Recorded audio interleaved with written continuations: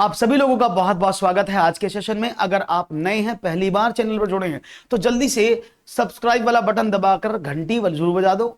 उसके साथ साथ अगर आप पहली बार जुड़े हैं तो वीडियो को लाइक करके शेयर करके आगे दोस्तों को बढ़ाओ, जिससे कि सब लोगों के पास ये free of cost study material पहुंच पाए।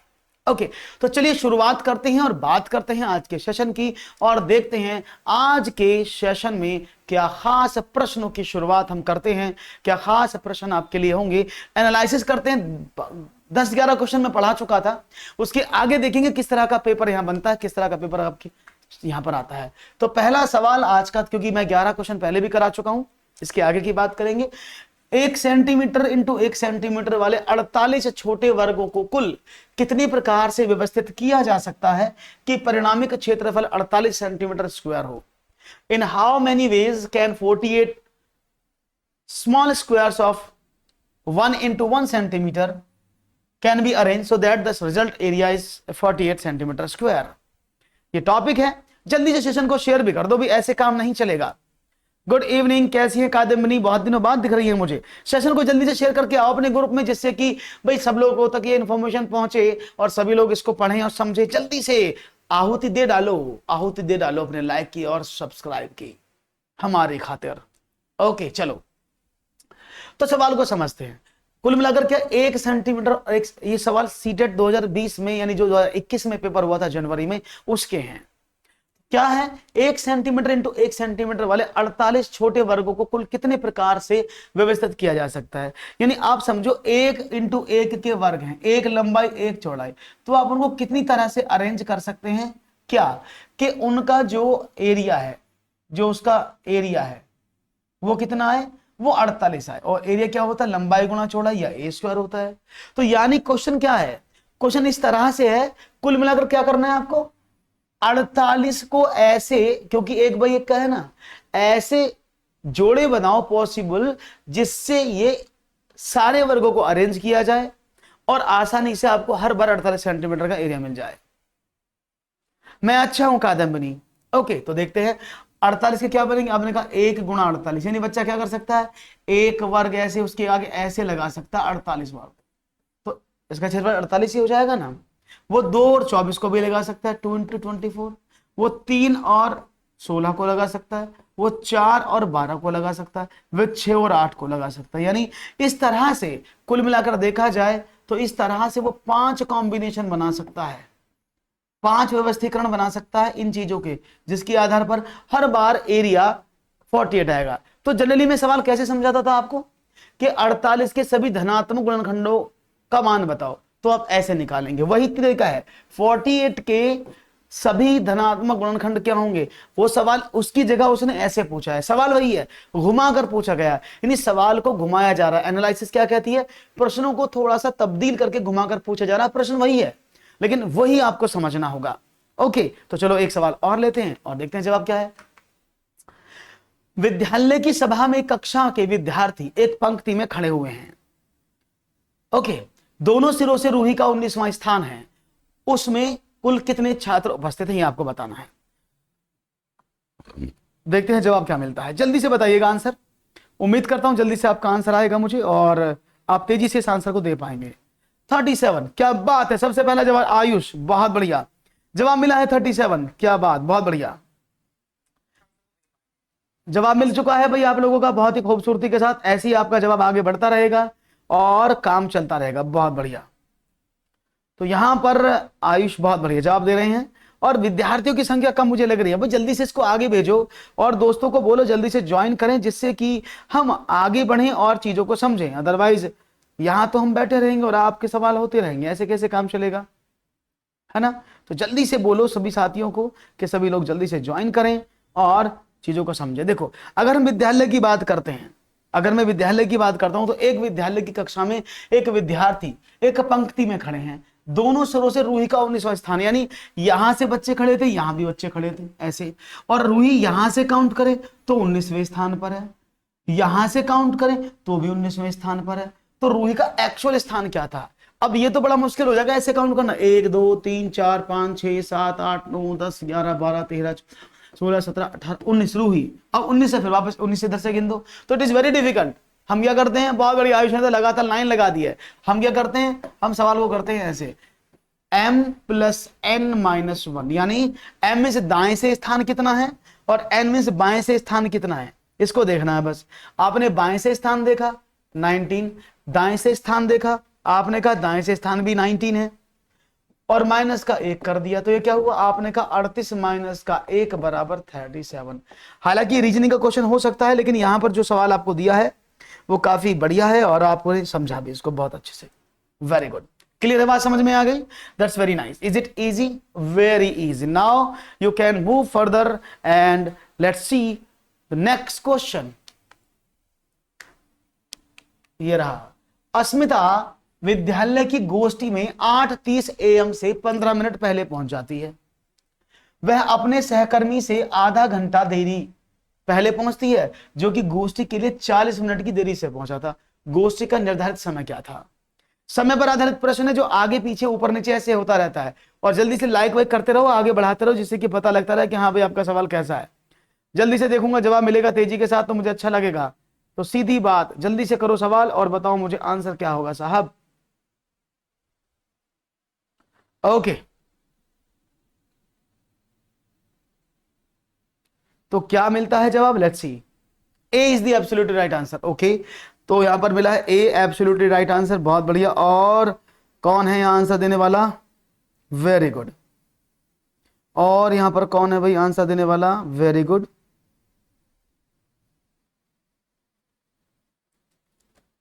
ए देखते हैं, अस्मिता थी, ये रही।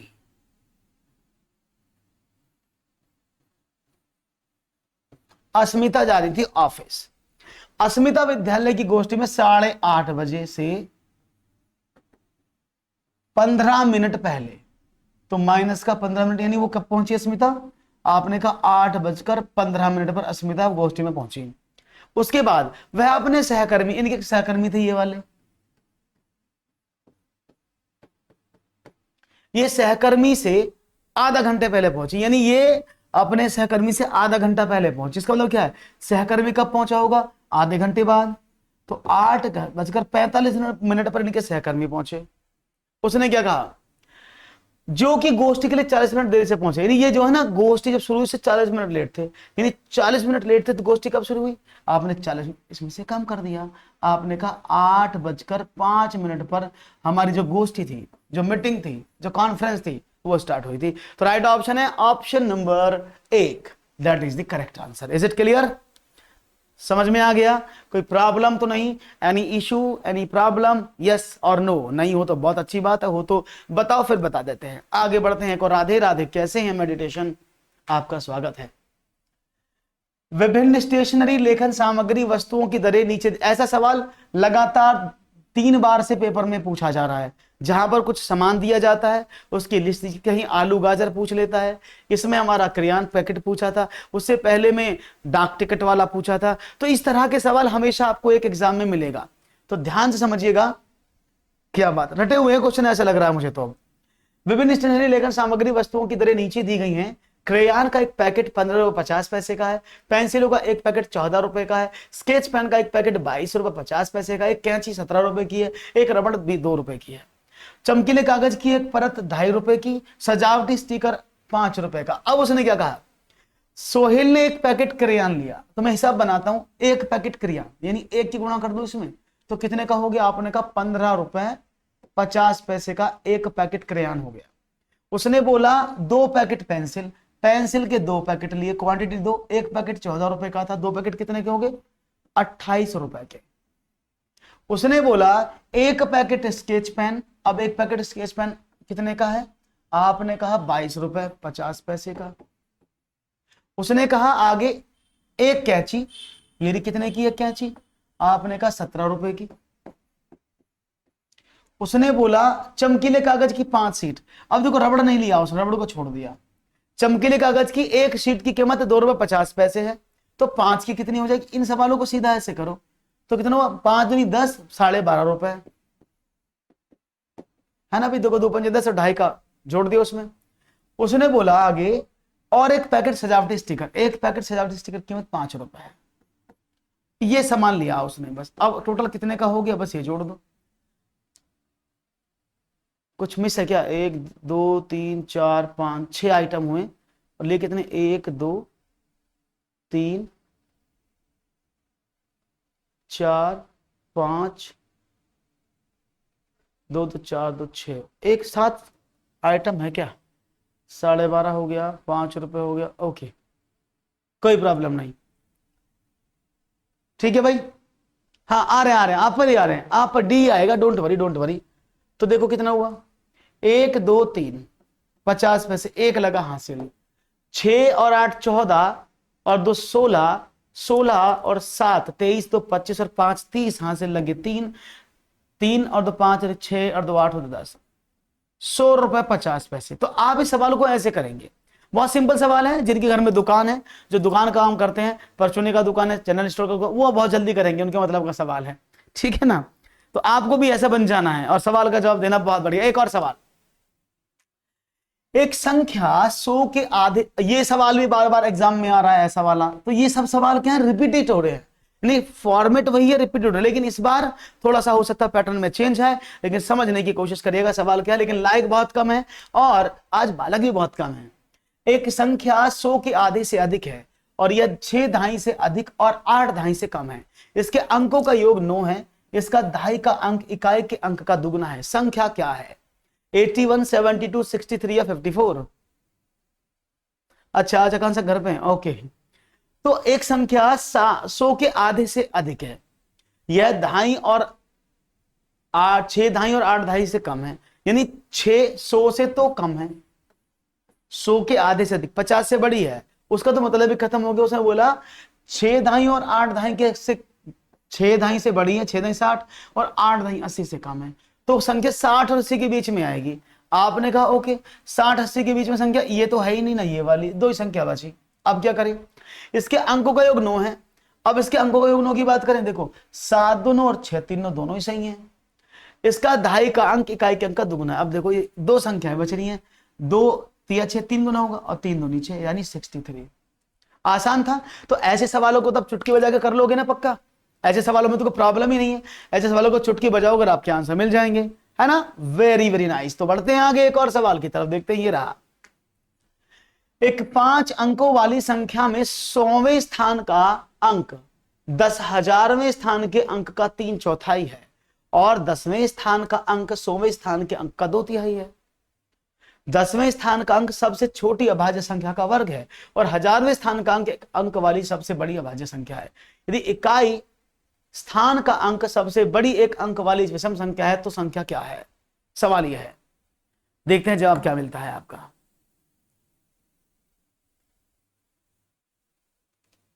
आप हमारे दिल में रहते हैं। आयुष, आयुष आपके लिए मैंने शॉर्ट बनाया है, आयुष आपके लिए मैंने एक शॉर्ट बनाया है कल के लिए। ओके, देखेंगे उसको बाद में। देखते हैं, तो यदि इकाई का स्थान सबसे बड़ी एक संख्या वाली संख्या तो विषम संख्या क्या है? तो देखते हैं जवाब क्या मिलता है। ए, यहां पर मिला 42,937। तो पहले संख्या को समझते हैं। मैंने बोला 5 संख्याएं इसमें, तो मैंने 5 अंक ला लिए, 1 2 3 4 5। इकाई, दहाई, सैकड़ा, हजार, 10,000। ओके, उसने क्या, अब देखो यहां से तो मेरे पास खिचड़ी पकड़ी है, 100वां स्थान, 10,000वें स्थान, इनमें से कुछ पता ही 10वें स्थान का अंक नहीं है। अब देखो यहां से शुरू करते हैं। 10वें स्थान का अंक सबसे छोटी अभाज्य संख्या। अब इस सवालों को कैसे करें जानना ये जरूरी है कि इन सवालों को कैसे करें। तो आप वहां से शुरू करेंगे जहां पर आपको एग्जैक्टली पता लगे कि कुछ बात है। जैसे यहां पर हमने पढ़ा कुछ कॉम्बिनेशन नहीं था, लेकिन यहां देखा 10वें स्थान का अंक सबसे छोटी अभाज्य संख्या का वर्ग है। अब ये तो फिक्स हो गया कि एक तो 10वां स्थान है और क्या है, सबसे छोटी अभाज्य संख्या। आप सभी जानते हैं सबसे छोटी अभाज्य संख्या 2 है। तो अब ऐसे लॉजिकल सवाल ज्यादा आएंगे क्योंकि आपको इसमें अभाज्य संख्या भी पूछ ली गई, भाज्य संख्या भी पूछ ली गई, तो ऐसे सवालों का जो है ज्यादा दबदबा रहेगा आने वाले समय में। तो सबसे छोटी अभाज्य संख्या प्राइम नंबर 2 होता है, 2 का वर्ग है तो यानी 4, तो ये वाली संख्या 4 है, ये तो फिक्स होगी। और 1000वें स्थान का अंक इकाई, अब देखो 1000 वाला कौन सा, ये वाला 1000 है ना, इकाई, दहाई, सैकड़ा, हजार, ये वाला जो अंक है 1000वें स्थान का अंक, एक अंक की सबसे बड़ी अभाज्य संख्या। अब एक अंक की सबसे बड़ी अभाज्य संख्या कौन सी होती है? आपने कहा 7। भाई एक अंक की 4 तो संख्याएं हैं, 2 3 5 और 7, तो सबसे छोटी 2 है, सबसे बड़ी 7 है, तो मैंने यहां पर 7 लिख दूं, कोई प्रॉब्लम तो नहीं है। ये बात भी समझ में आ गई। उसने बोला हजारवें स्थान का अंक एक अंक वाली सबसे बड़ी अभाज्य संख्या है यदि इकाई का स्थान सबसे बड़ी एक अंक वाली विषम संख्या हो। अब सबसे बड़ी एक अंक वाली विषम संख्या कौन सी होती है? आपने कहा 9। सबसे बड़ी एक अंक में तो 1 से लेकर 9 तक अंक होंगे ना, उसमें सबसे बड़ी विषम संख्या ऑड नंबर 9 है ना, तो यानी इकाई का अंक 9 है। अब देखो यहीं से आपका सवाल बन जाएगा, 9 4 49 सिर्फ इस वाली वैल्यू में है, तो आपको करने की जरूरत भी नहीं पड़ेगी, तो आप इस तरह से निकालेंगे तो you will get the answer easily. तो राइट ऑप्शन क्या है? बी। आप चाहें तो आगे कर सकते हैं। यहां पर देखो उसने क्या बोला था, 100वें स्थान का अंक 10,000वें अंक के स्थान का 3। अब ना तो 10,000 का पता ना 100 का पता है, लेकिन आगे, और 10वें स्थान का अंक 100वें स्थान के अंक का 2/3 है। अब 10वें स्थान का अंक 100वें स्थान के अंक का 2/3 है, कितना होगा? 4 गुणा 3/2 यानी 6। ठीक है ना भाई, 2/3 तो होगा 3/2, 3 दूनी 6, तो ये 6 आना चाहिए, आ गया। अब इसका कितना था? ये था इसका 3/4, तो 4/3, 4 दूनी 8, ये संख्या टोटल बन जाएगी। जो उसने बोला हमने वही कर दिया, हमारा आंसर आ गया। क्लियर है? तो इन सवालों को कहां से पकड़ना है? जहां से आपको एग्जैक्ट पॉइंट मिले, जहां सटीक इंफॉर्मेशन मिले कि ये नंबर पक्का है, बस वहीं से शुरू कर दो। ऐसे करेंगे। एक और सवाल, चलो। एक रेलगाड़ी पटना से 30 मई 2020 को 23:40 पर चलती है और मुंबई 1 जून 2020 को 5:15 पर पहुंचती है। रेलगाड़ी की यात्रा का कुल समय कितना है, ये आपको बताना है। देखते जवाब क्या मिलता है। Let's see what will be your right answer. Yes, easy सवाल है, इजीली हैंडल कर सकते हैं इसको। मुझे तो लगता है कोई उम्मीद परेशानी लगेगी और कोई दिक्कत नहीं होगी आपको, मुझे ऐसा लगता है।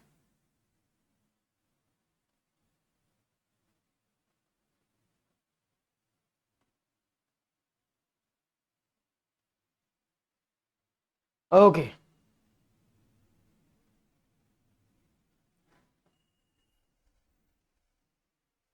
तो सब देखो, एक रेलगाड़ी, रेलगाड़ी रेलगाड़ी चलती चलेगी छुक छुक करती हुई 30 मई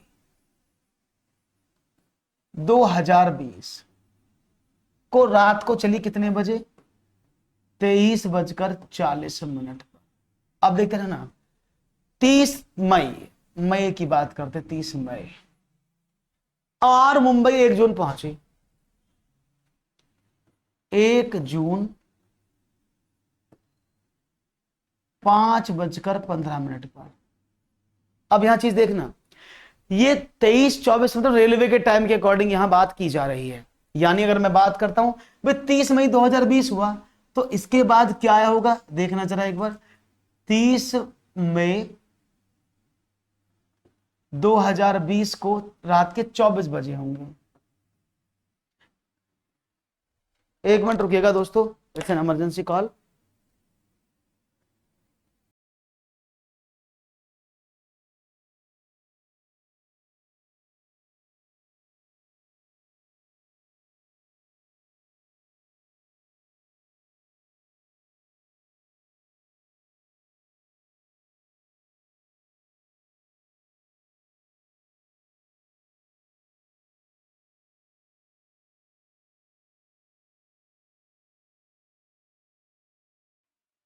ओके, 30 मई से 31 मई बना, कोई प्रॉब्लम तो नहीं यहां पर।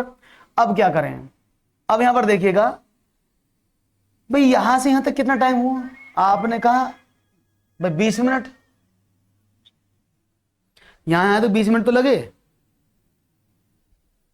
यहां से यहां तक 20 मिनट लगे ना, 24 घंटे ये हो गए, और 5 घंटे 15 मिनट ये हो गए,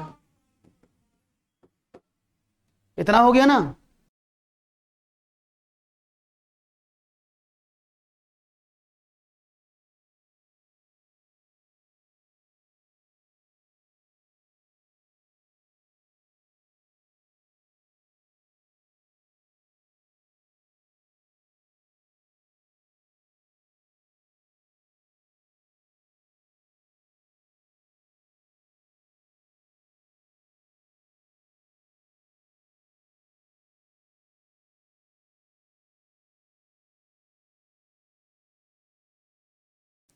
ओके, तो समझ में आया क्या हो रहा है यहां पर, कोई प्रॉब्लम तो नहीं किसी को?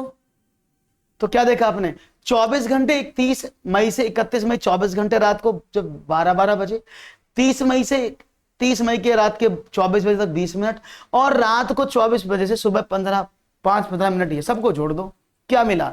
आपने कहा 24 और 5 29 घंटे, और 20 और 10 30 और 35। तो राइट ऑप्शन क्या मिला, दिख रहा है ना आपको? दैट इज 29 घंटे 35, सबको जोड़ देना तो कितना आया, 29 घंटे 35 मिनट। क्लियर है, बात समझ में आ गई सबको? कोई प्रॉब्लम तो नहीं है? तो इजी सवाल था, you can easily understand the concept of the question. तो टाइम, यानी एक सवाल आपको टाइम रिलेटेड जरूर पूछा जा रहा है, तो टाइम रिलेटेड सवाल भी आपको समझ में आ गए, वेरी गुड। तो इस तरह से आपका सिलसिला चलेगा। ओके, आयुष जी का उन्होंने 2 बार 24 गिन दिया होगा ना, इसलिए गलत हो रहा होगा। चलो आगे बढ़ते हैं, एक और सवाल की बात करते हैं। 16 लीटर धारिता वाली एक बाल्टी पूर्ण रूप से पानी से भरी हुई है। बाल्टी के इस पानी को छोटे छोटे बर्तनों में भरा जाना है। बाल्टी में भरे समस्त पानी को एक मग द्वारा 50 बार पूर्णतया भरकर छोटे छोटे बर्तनों में स्थानांतरित किया जाता है। मग की धारिता क्या है, यह आपको बताना है। बहुत सिंपल है। A bucket with a capacity of 60 liters is completely filled with water. This water from the buckets has to be filled in a small vessels. All the water filled in the bucket is transferred to small vessel after filling them completely 50 times by a mug. What is the capacity of the mug? Question बड़ा आसान है, देखते हैं जवाब क्या मिलता है। उम्मीद है जवाब अच्छा मिलेगा, लेट्स सी। और आपने कहा 300। देखो बहुत आसान सवाल था। देखो हमारे मग की जो कैपेसिटी वो ml में दी है, सारी मिलीग्राम मिलीलीटर में है ना, मेरा जो ये है वो लीटर में दिया है। ओके, बात समझ में आ रही है, कोई प्रॉब्लम तो नहीं है?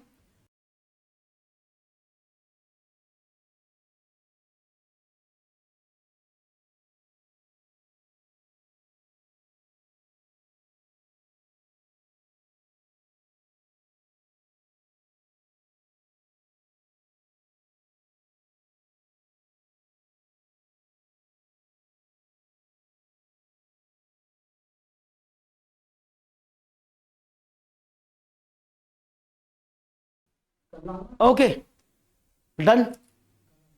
तो 16 लीटर की धारिता वाली एक बाल्टी, पूर्ण रूप से 16 लीटर की धारिता वाली बाल्टी भरी हुई है।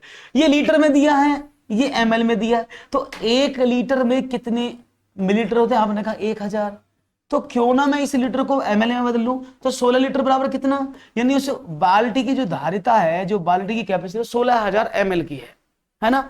तो मैंने 16,000 ml यहां पर रखा, तो मैं कर दूं तो 16,000 ml, और वो 50 बार में मग खाली कर देता, तो उसकी कैपेसिटी कितनी आपने डिवाइड कर दिया, 5 तिया 15, 5 दूनी 10, 320 ml।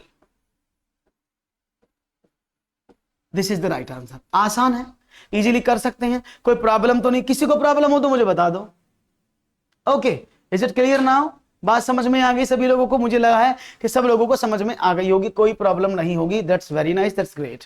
ओके, अब आगे बढ़ें। बढ़िया जवाब आप लोगों का है, सिंपल सवाल था। सीटेट में ऐसे सवाल भी आते हैं जो आपको बहुत जल्दी सफलता दिला देंगे। और ये लाइक क्यों नहीं मिल रहा है भाई, मैं समझ नहीं पा रहा हूँ। लाइक वाइक क्यों नहीं कर रहे हो आप? लाइक तो नहीं, तो डिसलाइक भी कर रहे हो, क्या बात है भैया? गलती से किसी ने दबा तो नहीं दिया नीचे वाला बटन? एक सवाल, 17,863 पाने के लिए 8,008, 8,088 और 8,808 के योग में से क्या घटाना होगा? 7,141, 6,121, 6,131, 7,041। तो बड़ा सिंपल सा सवाल है।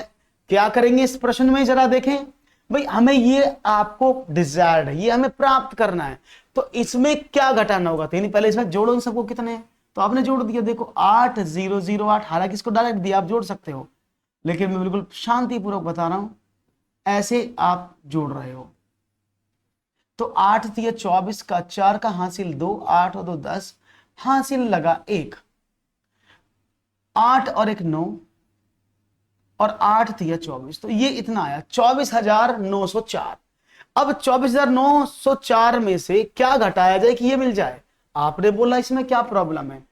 24,904 में से आपने 17,863 घटा दिया, तो 4 में से 3 गया 1, 10 में से 4 6 गए 4, 8 में से 8 गया 0 और 24 में 7 गया 7, तो 7,041 अगर मैं इसमें से हटा दूं तो मेरा काम बन जाए। और लाइक बड़े कम है भाई, ये डिसलाइक कौन मार गया भाई? कौन दुश्मन आ गया? दुश्मना कौन था? वो दुश्मन है तू मेरी दुश्मन, दुश्मन तू मेरा। कौन है वो सपेरा? कौन है वो शमशान घाट का मुड़ा जिसने डिसलाइक कर दिया आज? है बुलाना पड़ेगा काकोड़ी को, अघोड़ी आएगा अभी थोड़ी देर में। चलो आगे बढ़ते हैं। I am just joking, it's your choice. अगर आपको अच्छा लग रहा तो लाइक करें, नहीं लग रहा तो डिसलाइक करें, इससे कोई फर्क नहीं पड़ता।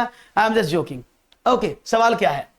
एक टैक्सी का मीटर पहले 2 किलोमीटर की यात्रा के लिए 50 रुपए का भाड़ा दिखाता है।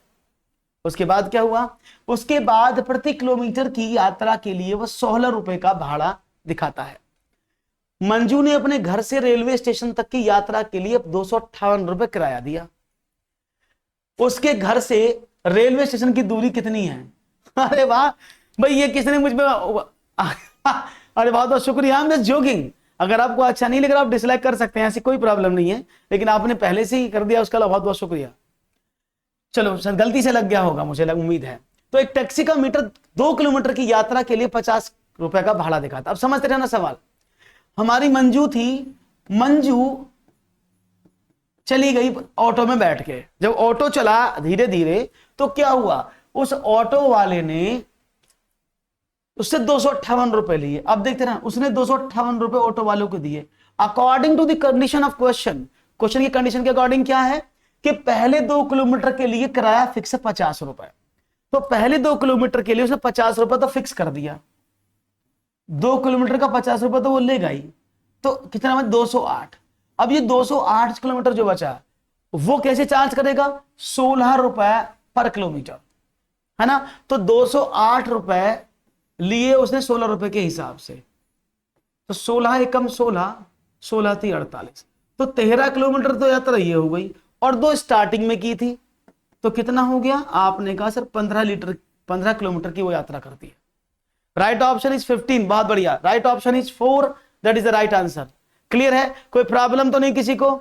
बहुत बढ़िया, प्रॉब्लम नहीं होनी चाहिए, सवाल एकदम धमाकेदार होने चाहिए और एकदम करारे जवाब आपके मुझे मिलने चाहिए। बहुत बढ़िया। एक और सवाल आपके स्क्रीन पर ये रहा,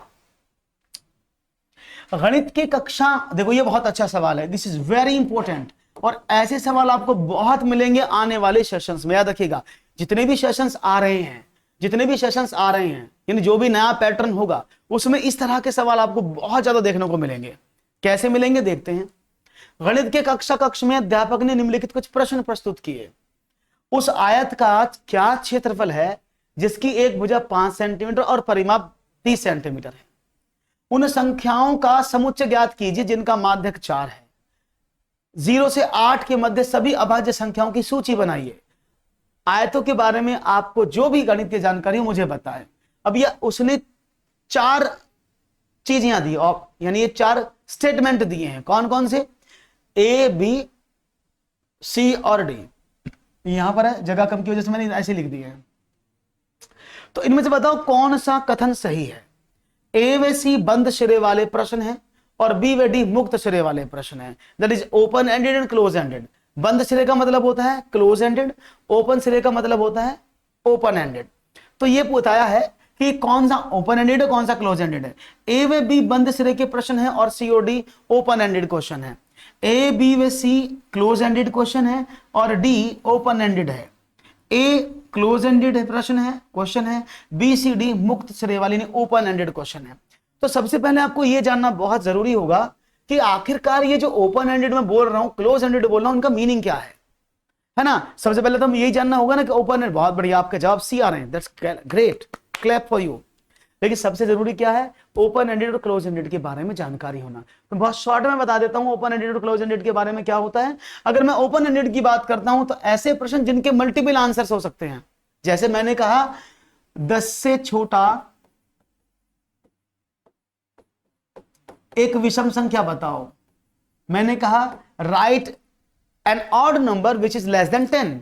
तो आप क्या कहेंगे? आपने कहा सर 1 है, 2, 3 है, 5 है, 7 है, 9, ये सब क्या ऑड नंबर ही तो हैं। आप इनमें से कोई सा भी आंसर देंगे वही मान्य होगा, क्योंकि मैंने बोला है 10 से छोटी कोई एक संख्या बताओ। तो ऐसे केसेस जिनमें उत्तर की संख्या एक से अधिक हो उसको कहते हैं ओपन एंडेड। और क्लोज एंडेड क्या होते हैं? जिनका फिक्स्ड आंसर हो। जैसे मैं आपसे बोलूं कि बताओ 2 गुणा 3 बराबर क्या, तो क्या होगा? कुछ आप कहेंगे 2 3 6, यही तो होगा, इसके अलावा तो कुछ नहीं होगा ना, कोई 5 4 नहीं हो सकता। तो जिन प्रश्नों के सीधे सीधे एक ही आंसर होता है फाइनल, वो क्लोज एंडेड होते हैं। अब सवाल पर बात करते हैं। आपका ऑप्शन और नंबर 1 लेता हूं। उसने बोला ए सी, आप पहले यह देखते हैं लिखा क्या है। उस आयत का क्या क्षेत्रफल है जिसकी एक भुजा 5 सेंटीमीटर और परिमाप 30 है। तो ये मैंने एक आयत बनाया। उसने बोला इसका परिमाप, परिमाप क्या होता है? 2 इंटू एल प्लस बी। वो गिवन है कितना? उसने कहा 30। तो एल प्लस बी कितना हो गया? आपने कहा 15। उसकी एक भुजा आपको दी हुई है 5 सेंटीमीटर, तो मैं इसमें पुट कर देता हूं 5। तो L plus 5 is equal to 15। तो एल बराबर 10 और बी बराबर कितना था? 5। तो ये फिक्स्ड है। उसे छेद पर इसका हमेशा 10 पंजे 50 सेंटीमीटर स्क्वायर एरिया आएगा, इसके अलावा तो कुछ नहीं होगा। एक ही आंसर है, इसके अलावा कोई आंसर नहीं। This is only single answer. तो ये प्रश्न पहला वाला क्या है? That is close ended. ये क्लोज एंड हो गया ना, क्योंकि इसमें एक ही उत्तर निकल सकता है ना। बात ध्यान से समझना, क्वेश्चन बहुत अच्छा है और इंपॉर्टेंट भी है। उन संख्याओं का समुच्चय ज्ञात कि जिनका माध्यक 4 हो। माध्यक मींस मीडियन। तो ये पहला वाला तो क्लियर हो गया ना। अब ये मीडियन क्या होता है? मीडियन को समझो। मीडियन होता है एक तरह का एवरेज जो संख्या की पोजीशन को बताता है। जैसे मैं लिखूं यहां पर 1 2 3 4 5 6 7 8, तो जो मिड टर्म होती है ना वही मीडियन होती है। तो अगर मैं इन सभी संख्याओं को लिखता हूं तो इनका मीडियन 4 है। एक आंसर मिला, पक्का ना? चलो, क्या और भी मिल सकते हैं? बोले हाँ, क्यों नहीं। अगर मैं बोलूं 2 3 4 5 6, क्या इसका मीडियन 4 नहीं है? इनका मीडियन भी तो 4 ही है।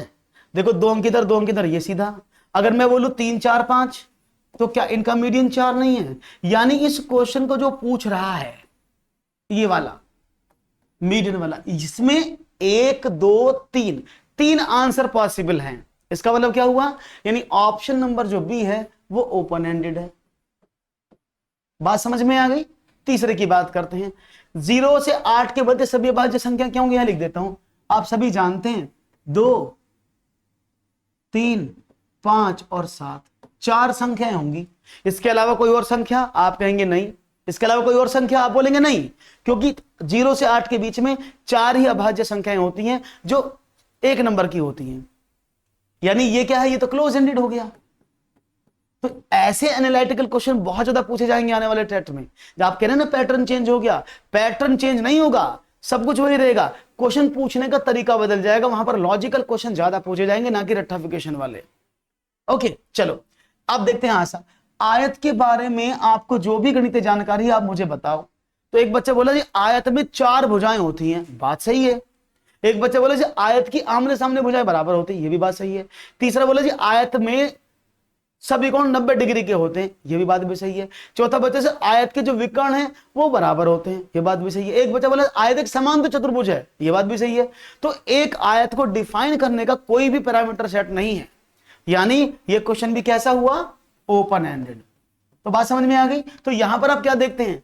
बी और डी तो ओपन एंडेड हैं, ए और सी क्लोज एंडेड है। तो यानी ए और सी बंद सिरे वाले प्रश्न हैं, बी और डी मुक्त सिरे वाले प्रश्न। यानी option number 1 is the correct answer.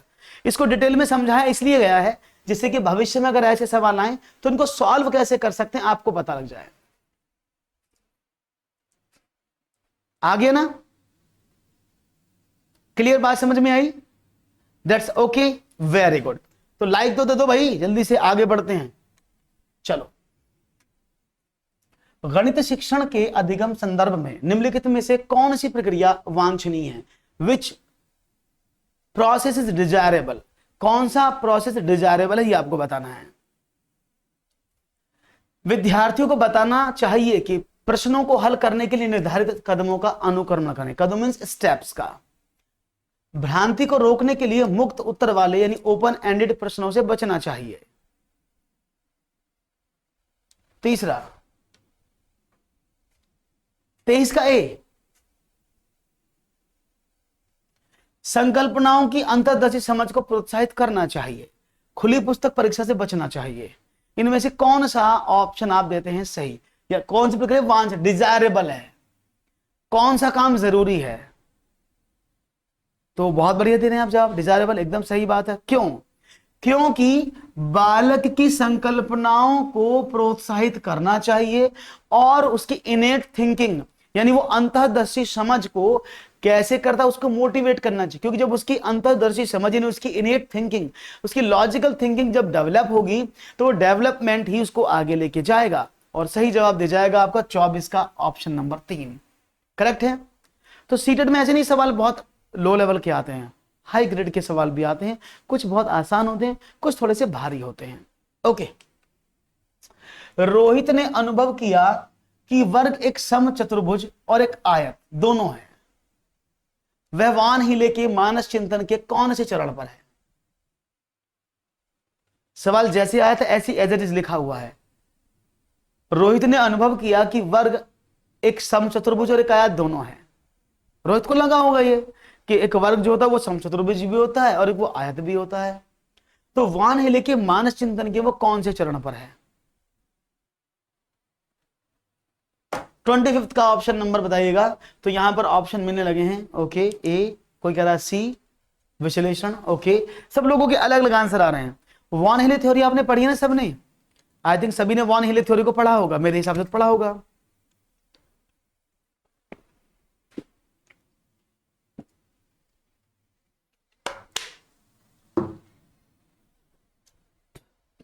पढ़ा है कि नहीं आयुष? चलो, तो आपके स्क्रीन पर हैं 4 जवाब। 4 विकल्प में से आप किस विकल्प को चुनते हैं ये तो आप पर निर्भर करता है। और यहां पर आप सभी ने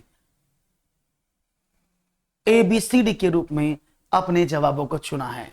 यहां पर आपके पास 4 लाइफ लाइन्स हैं, आप कोई सी भी चुन सकते हैं,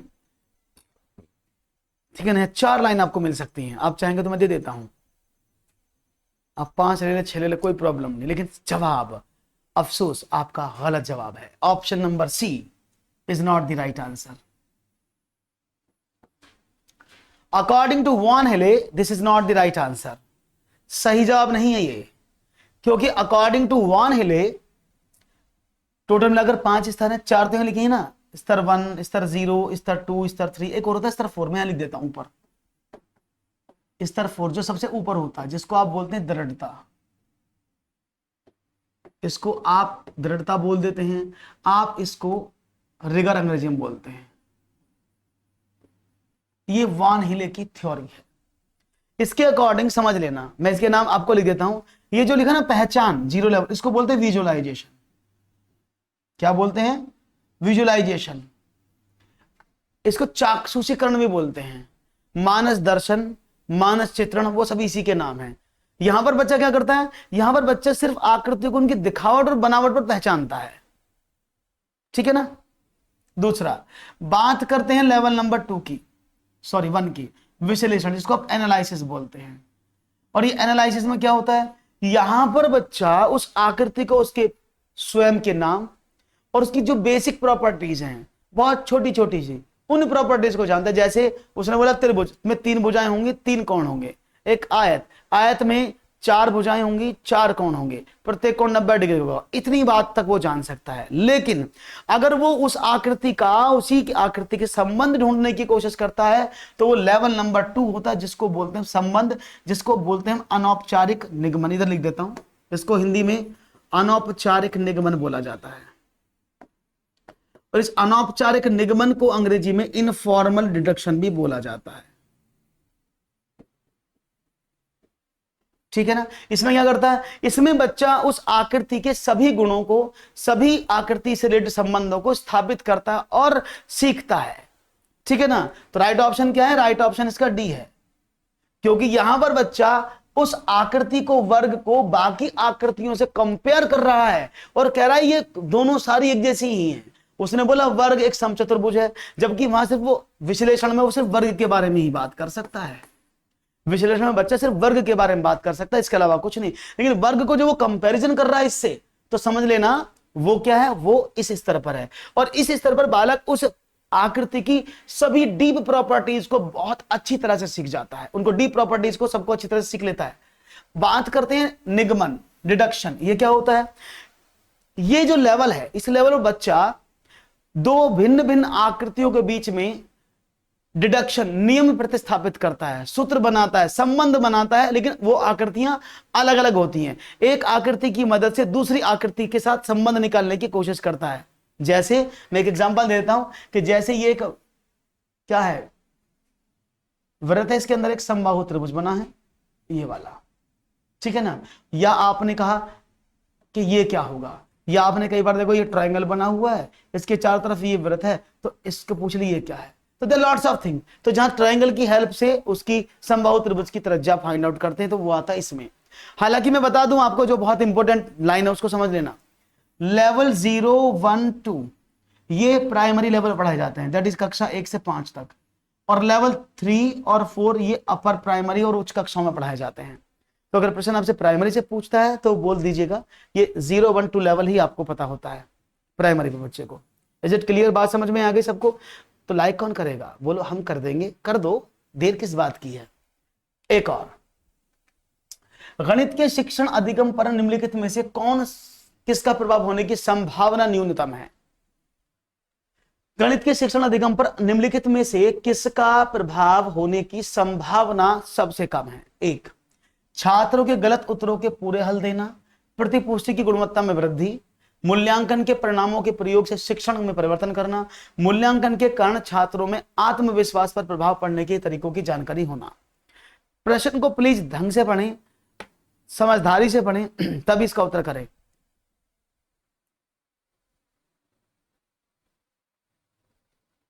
ओके,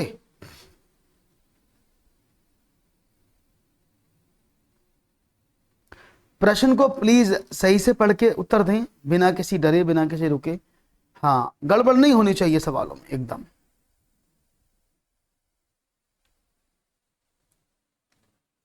ए देखो, सबसे कम है। देखो, अगर प्रतिपुष्टि गुणवत्ता में वृद्धि करोगे तो फायदे की चीज है कि जितनी आप फीडबैक को ज्यादा अच्छे से लोगे उतना अच्छा निखार बच्चे के अंदर आएगा। मूल्यांकन में परिणामों को देख करके अपने परिवर्तन करना शिक्षण में, ये भी बहुत जरूरी है कि मैंने इवेल्यूएट किया, बच्चा नहीं समझ रहा, यानी मेरा पढ़ाने के तरीके में प्रॉब्लम हो सकती है, बच्चे के समझने के तरीके में प्रॉब्लम हो सकती है, तो मैं क्या करूंगा, मैं उसको परिवर्तित करने की कोशिश, इसका भी प्रभाव पड़ेगा।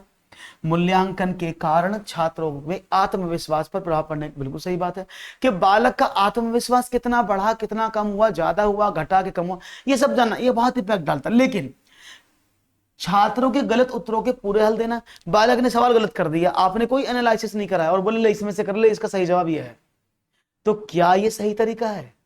ये एकदम गलत तरीका। बालक सिर्फ यहाँ रट्टाफिकेशन जानेगा, वो सवालों को नहीं समझ पाएगा। ठीक है ना, बात समझ में आ गया आयुष? क्लियर है?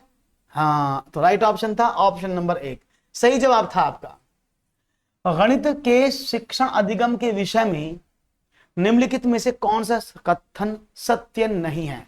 तो ये सीटेट में जो हम एनालिसिस कर रहे हैं, इन्हीं चीजों की तो कर रहे हैं कि ये नहीं वर्ड पूछ लिया जाए आपसे, नहीं लगा मिल जाए तो आपको दिक्कत होगी। तो नहीं क्या है? गणितीय ज्ञान के सृजन में तर्क और वार्ता की महत्वपूर्ण भूमिका है। गणितीय अधिगम एक सामाजिक प्रक्रिया है जिसमें संवाद शामिल होता है। गणितीय ज्ञान की रचना में संस्कृति और संदर्भों की कोई भूमिका नहीं है। नमूनों के अवलोकन और सामान्यकरण से प्राथमिक कक्षा के विद्यार्थियों में गणितीय ज्ञान का सृजन किया जा सकता है। तो देखते हैं, जरूरी तो नहीं है ना सर? क्या कादम्बनी, क्या जरूरी नहीं है?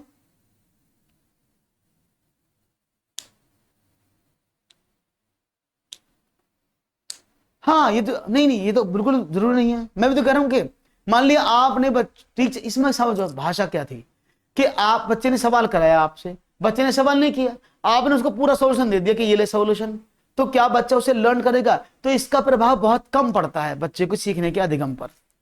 डी ऑप्शन मिल रहा है, नमूनों के अवलोकन करना। तो देखो इसका जवाब बता देते हैं। आपको शायद याद आएगी एक बात, संस्कृति, वर्ड सुना है संस्कृति? तो हमारे एक महान मनोवैज्ञानिक हुई जिनका नाम है हॉकबेन, उन्होंने एक स्टेटमेंट दिया था, mathematic is the mirror of civilisation, है ना? Wait a minute guys, mathematics is the mirror of civilisation, यानी गणित जो है सभ्यता और संस्कृति का दर्पण है ना, यही तो बात है, गणित सभ्यता और संस्कृति का दर्पण है। उन्होंने कहा यानी गणित की बहुत बड़ी भूमिका है संस्कृति को बनाने में। और यहां पर क्या कह रहे हो आप कि भाई गणित का ज्ञान संस्कृति संदर्भ में कोई भूमिका नहीं है, तो गलत हो गया ना, है ना, है भूमिका, इसलिए इसको हम गलत मानते हैं। राइट ऑप्शन तो ऑप्शन नंबर 3 इसके अकॉर्डिंग, ये सत्य नहीं है। ठीक है, क्लियर हो गया, समझ में आई बात, बहुत बड़ी। आगे बढ़ते हैं, एक और सवाल की बात करते हैं। हाँ पता है आपको, बस ऐसे ही समझते हो। एक और सवाल, चलो, किन्हीं दो पूर्ण संख्याओं का योग एक पूर्ण संख्या होता है, पूर्ण संख्याओं के इस गुण को इस प्रकार उल्लेखित किया जाता है, एक वितरण गुण, संवरक गुण, क्रम विनिमय गुण या फिर सहचार्य गुण। इनमें से किन्हीं दो पूर्ण संख्याओं का योग एक पूर्ण संख्या होता है, पूर्ण संख्याओं के इस गुण को किस प्रकार उल्लेखित किया जाता है, वितरण गुण के द्वारा, संवरक गुण के द्वारा, क्रम विनिमय द्वारा या फिर सहचार्य गुण द्वारा। देखते हैं। ओके, मैं हट जाता हूं एक तरफ अभी, ठीक है। हालांकि मैं क्वेश्चन को इसलिए आधी स्लाइड पर रखता हूं जिससे कि कोई प्रॉब्लम आपको ना हो। तो देखते हैं जवाब क्या मिलता है आपका। Let's see what will be your right answer. A, B, C या डी में से कौन सा जवाब देना पसंद करेंगे आप? और यहां पर बी मिल रहा है, संवरक नियम। चलो बहुत अच्छी बात है, बता देते हैं। पहले समझ लो इसका आंसर क्या है, आप सभी जान चुके हैं। इसका सही जवाब है संवरक नियम, उसमें कोई दो राय नहीं है। दैट इज द संवरक गुण, कोई प्रॉब्लम नहीं है। इसी को संवरक गुण कहा जाता है, इसी को संवरक गुण के नाम से जाना भी जाता है, इसमें कोई इशू नहीं। ये संवरक गुण होना क्या है समझ लेते हैं। संवरक गुण के बारे में, अगर दो एक जैसी प्रॉपर्टी की चीजों को ऑपरेट करने, ऑपरेशन का मतलब क्या है, आप गुणा कर रहे हो, भाग कर रहे हो, जोड़ कर रहे हो या घटा कर रहे हो, अगर दो एक जैसे एलिमेंट्स को कोई भी ऑपरेशन लगाने पर वो सेम प्रॉपर्टी का एलिमेंट मिल जाता है तो उसको संवरक नियम या अंग्रेजी में क्लोजर प्रॉपर्टी बोलते हैं। क्या बोलते हैं? क्लोजर प्रॉपर्टी बोला जाता है। Is it clear? बात समझ में आ रही है? क्या बोलते हैं उसको? Closure property. कैसे? दो पूर्ण संख्याओं का योग, जैसे आपने कहा दो पूर्ण संख्या कौन कौन सी है, मैंने कहा 2 और 4 फॉर एग्जाम्पल ये है। इन दोनों को ऐड करोगे तो 6 आएगा, वो भी तो पूर्ण संख्या है। आपने कहा 8 एक पूर्ण संख्या, 9 एक पूर्ण संख्या है। इन दोनों को जोड़ोगे 17 भी तो एक पूर्ण संख्या है। तो यानी दो पूर्ण संख्याओं का योग सदैव पूर्ण संख्या होता है। यह गुण क्या है? संवरक नियम यानी क्लोजर प्रॉपर्टी को डिनोट करता है। रही बात वितरण नियम की, डिस्ट्रीब्यूटिव लॉ क्या होता है इसको बता देता हूं जल्दी से। डिस्ट्रीब्यूटिव लॉ का मतलब होता है कि A multiply by B plus C बराबर A cross B plus A cross C होता है। यानी जब आप कोई चीज कॉमन लेते हैं, याद रखिएगा, जब कोई चीज आप कॉमन लेते हैं, उस कॉमन चीज को लेने में जो चीजें सामने आती है उसी को वितरण नियम के नाम से कहा जाता है। ओके, बात करते क्रम विनिमय नियम। क्रम विनिमय को बोलते हैं कॉम्यूटेटिव लॉ। इस लॉ का मतलब क्या होता है कि आप दो संख्याओं को अगर जोड़ेंगे, अगर उनके क्रम बदल दे तो कोई फर्क नहीं पड़ना चाहिए। आप दो संख्याओं की गुणा करेंगे, उनके आपस में क्रम बदलते को फर्क नहीं पड़ेगा, उसको क्रम विनिमय। सहचार्य में क्या होता है? क्रम विनिमय का बड़ा भाई होता है ये। इसमें दो वेरिएबल होंगे तो वो क्रम विनिमय होगा। अगर number of variable, number of digit, अगर संख्याएं 2 से ज्यादा हो जाएंगी तो वो कहां आ जाएगा? वो सहचार्य में आ जाएगा। इनको डिटेल में पढ़ाता हूं एक दिन आप लोगों को, जिससे कि आपका एक एक डाउट, एक एक कॉन्सेप्ट क्लियर हो जाए। ओके, तो बात समझ में आ गई दोस्तों? तो भाई अगर बात समझ में आई है तो बहुत अच्छी बात है। तो एक सवाल और बढ़ाते हैं, आपके आगे देख लेते हैं मिलता क्या है। चलिए, सवाल है आपके सामने ये रहा कि प्राथमिक स्तर पर गणित पढ़ाने के लिए निम्नलिखित में से कौन सा पहलू अत्यंत महत्वपूर्ण है? कौन सा पहलू सबसे ज्यादा महत्वपूर्ण है? प्रौद्योगिकी के लिए प्रोत्साहन और तैयारी कराना, गणित को बच्चों के जीवन के अनुभव का भाग बनाना, परिकलन में परिशुद्धता विकसित करना, उच्चतर पढ़ाई और रोजगार के लिए तैयार करना। इनमें से कौन सा सबसे गणित प्राथमिक स्तर पर गणित पढ़ाने के लिए अत्यंत महत्वपूर्ण पहलू है? 29 का बी। क्या बात है, अरे आपने तो बहुत अच्छे से आंसर पढ़ा। इसका मतलब एकदम सही जवाब है अकॉर्डिंग टू एनसीएफ।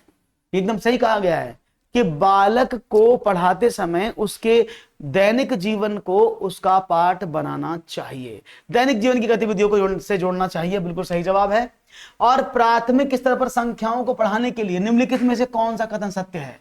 संख्याओं की अंतर्दृष्टि समझ को प्रोत्साहित किया जाना चाहिए, संख्याओं को लिखना अनुक्रम में पढ़ाना चाहिए, गणना से पहले संख्याओं को संख्यांक के रूप में लिखना सिखाना चाहिए, या फिर संख्याओं में अनुक्रम असंगति को प्रोत्साहित करना चाहिए।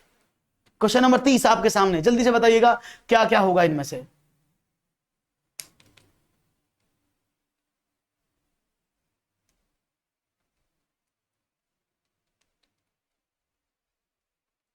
क्वेश्चन नंबर आपके सामने लिखा हुआ क्वेश्चन नंबर 30।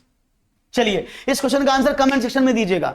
ओके, मैं वेट करूंगा आपके आंसर का, कमेंट सेक्शन में वेट करूंगा जल्दी से, और इसका एक्सप्लेनेशन भी मुझे चाहिएगा। तो कमेंट सेक्शन में कौन कौन इसका आंसर करता है मैं चाहूंगा जल्दी से आप लोग बताएं। और मेरे चलने का समय हुआ LKR लाइव, मेरा रेफरल कोड है, 30 क्वेश्चन था, आप अप्लाई कर सकते हैं और मेरी स्पेशल क्लास में जरूर ज्वाइन कर सकते हैं। ओके, तो दोस्तों दीजिएगा इजाजत, नमस्कार, बहुत बहुत धन्यवाद, शुक्रिया, thank you very much for joining me, have a nice day, thank you, bye bye, take care. और कमेंट सेक्शन में आंसर का इंतजार मुझे रहेगा, तो जल्दी से दीजिएगा। तब तक के लिए bye bye, take care, thank you very much for joining me.